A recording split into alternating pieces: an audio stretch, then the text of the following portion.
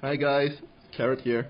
So I want to start with by thanks everyone that support my video and watch my last Necromancer PvP build. I think I got really a lot of support from everyone. So today I want to make a new video regarding build again, but for free to play Necromancer. To enjoy and able to play BG with low resonance. So also shout out to Amon Hardy for asking me about the Necromancer PvP build, in which I will incorporate that in the video as well on how I arrange my Paragon trees. Alright, so let's get into the build. So starting off, as you can see here, my resonance is now 1000, so I lower all my gem power, and as you can see here, so I have my Mother's Lament at rank 5, and the rest are all at rank 3, around rank 3. So Everlasting Torment rank 3, Power and Command rank 3, Sling rank 3. I have a rank 10 pin claps, just to have my resonance at 1000. And then the rest are, rank 4, Viper's Bite. Oops. I also have Cutthroat Grin to add a bit more critical chance for me, and then lastly Berserker Eye. So this was mentioned in my previous PvP build as well in my description, that these are the gems that I recommended for free-to-play, on what you can do as a free-to-play Necromancer. And I will have a battleground video of me playing with reduced resonance and also reduced secondary stats as well. So here I'll go into the legendary gem on why I choose this set. So the main three core gems for free-to-play Necromancer would be Mother's Lament, Pain Claps, and lastly Viper's Bite. Yeah, so these three are like the core, and probably Cursling as well. A lot of high resonant players also use Cursling, because it literally just stuns everyone that come into contact with you. And the higher the level, the stun time increases, and also if you have higher potency, your stun time would be like up to 3 seconds, 4 seconds as well. So it's really strong. Sometimes it makes you alive, keeps you alive by stunning all enemy around you for 3 to 4 seconds. Yeah. And as free to play, you're a damage gem because you won't have Bloodsoaked Jade. You can always have Berserker Eye. And here that I've awakened the Pain Clap slot, you can always awaken it with your Berserker Eye rank 10. And when I start playing, when my resonance was at around 1200, as you can see, I have like 2 awaken slots. So those slots was actually for my Berserker Eye and Everlasting Torment. And then I change things up once I get more gems and more resonance. Yeah, so these are my the free-to-play legendary gem trio guide. The 3 mains, and the rest are just you can swap it around. You can always use Bloody Reach or anything that suits your playstyle. If you want to go a bit more defensive, you can always go for Blood Rose. This one, because when you get attacked, it will pretty much immobilize your opponent that attack you. Okay, so these are the legendary gem. I'm using the same set as my previous build. So it's the same set of legendary, which is Bone Spike, Bone Wall, that knockup, and also okay. So these skills are the same as my previous video, because I think these are the best in slot for now. There will be other builds as well that I will be covering in other videos, but for different builds. Can be very fun as well. I'll tell you about it later. So so these are the gems. I'll move on to the green set now. So currently the green set that I'm using are 4 Barons, and 2 Mountain Back. So my 4 Barons, I'm using this for free to play and also my current 3 resonance build as well, because when I have to face against high resonant player, and if my fortitude wasn't high enough, I wouldn't be able to deal critical damage to them. So instead of me being able to deal damage, I'd be a bit of supportive by here the Feasting Baron for set. It says that increased damage done from all source by 20% to enemies suffer under your loss control effects. So let's say I fear an enemy, my teammate will be able to deal 20% extra damage to that enemy that got fear as well. So having 4 barons, it's a bit supportive-ish in a way. And if I have to solo and fight, backline, I'll be able to deal more damage to them too. So it was like, better all rounds. And mount back, it was just, it come every 9 seconds you have like 13% shield, so it gives you more time, more life. It saved me a couple of times, and that's why I use this. But you can always change things around.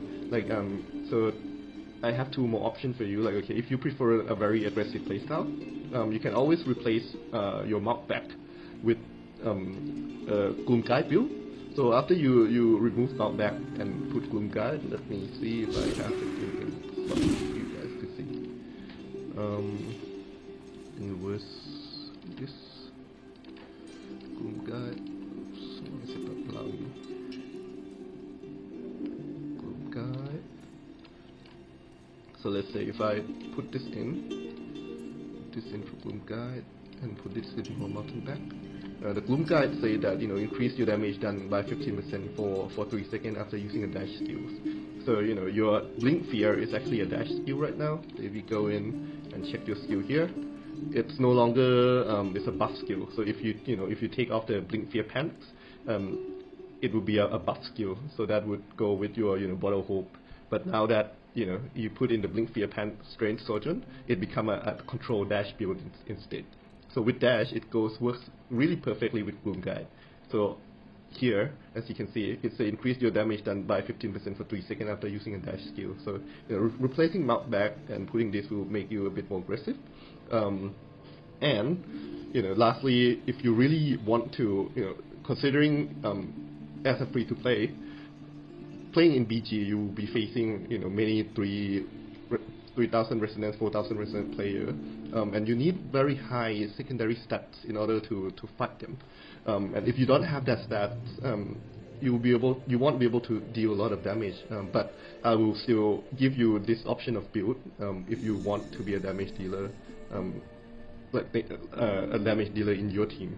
So instead of having 4 barons, you remove it and make it only 2 barons, and then make it 4 Gloom Guide instead. So it's 4 Gloom and 2 barons.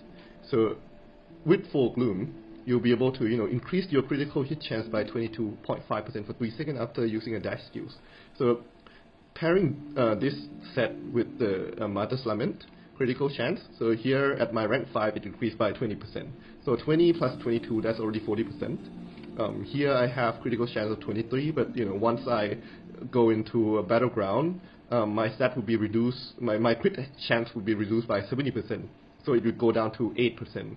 So 8 plus 42, that's 50% critical chance increase if I use 4 Gloom Guide set and 2 barons. But you really need high fortitude, because here it says against player baseline double damage increase to enemy. Yeah, it will increase your critical hit damage if your fortitude is higher than the enemy armor. And what's good about your armor pen is that it deal damage through block, so it can't be blocked pretty much. Your critical hit can't be blocked. So Crusader have very high block chance, and that's why they are able to stand in the idol for so long. But with high armor penetration, you'll be able to melt them really fast with the build I mentioned: 4 Gloom plus Martyr's Lament, and plus high armor penetration and high potency. So the secondary stats you have to focus for a very aggressive necro is these 3. Yeah, and I might make a video of that later as a free to play account. I mean free to play item slot. And here, as you can see, I reduce all my gems down to the very minimal for free to play. As you can see here, it's all go down to just rank 4, rank 3. Yeah, so these are all my gems right now. And as you can see, my stat went down quite a lot. So my damage went down by half, my life went down by 100,000, and my secondary stats also went down by around 700, 800. So that's a lot. Yeah, for free to play, your stat would probably look around something like this. Mine may be a bit more from the what's it called, Ibenfad. yeah, Legacy of Paragon. Mine is at only 179, but you know, for free to play it would probably be a bit less. Yeah.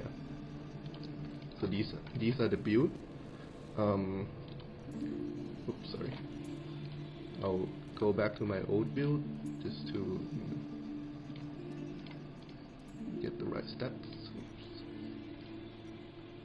Oops. Okay. And then Paragon tree. So my Paragon tree currently, as you can see here, oops, I have armor at 700, so that's max armor. Armor penetration at 700, so both are max. So these are the stats that I mentioned before. You know, armor and armor pen. These are the stats that will keep you alive when fighting against other players. Because if your armor is higher than your opponent armor penetration, that critical hit will be reduced by a lot. And at the same time, if your armor penetration is higher than the enemy armor, your crit damage will be more. It will increase. And these two, potency and life, potency and resistance, sorry. These is the most important stat for Necro actually, because you know, the higher the potency, the longer you can fear your enemy, and also resistance. With higher resistance, you'll be able to get away from CC. Like crowd control in BG are just crazy. You know, if you get caught by just one skill, you'll just be dead pretty much if that team are there. And then the rest I would focus all on damage, so max damage.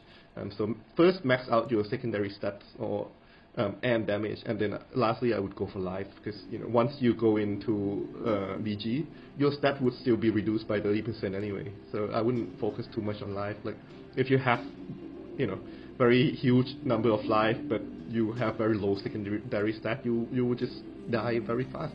There are many people with high secondary stats but low resonance, but you're still able to melt other people. So yeah, these are all my stats, and of course my Paragon tree is Gladiator. Always use the Gladiator in Battleground and any PvP events. Okay. And then I will go into BG for you guys to show you and give a bit of explanation on how you can play, how to position yourself as a free-to-play Necromancer and still give high impacts in the game. Alright, see ya.